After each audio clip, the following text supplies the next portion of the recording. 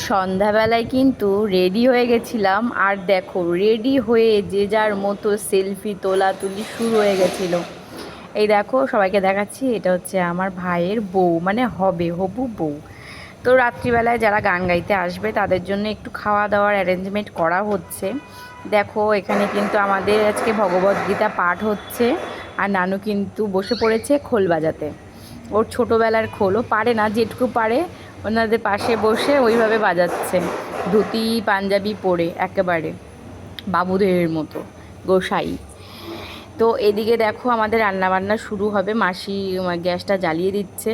রাত্রিবেলা যারা যারা আসবে তারা তারা খাবে, তার জন্য আমাদের অ্যারেঞ্জমেন্ট করা হচ্ছে, নিরামিষই সবই আইটেম। আর এইদিকে দেখো যারা গান গাবে সবই কিন্তু আমাদের নিজেদেরই লোক, সব মামা ছোটোবেলা থেকে, সব আমাকে অল্প বয়স থেকে, মানে একদম 1-1.5 বছর বয়সের থেকে সবাই আমাকে চেনে। সেই সবাই চলে এসেছে, মামারা মাসিরা, তারা আজকে গান টান গাইবে, তাদের সাথে চাটা দিলাম।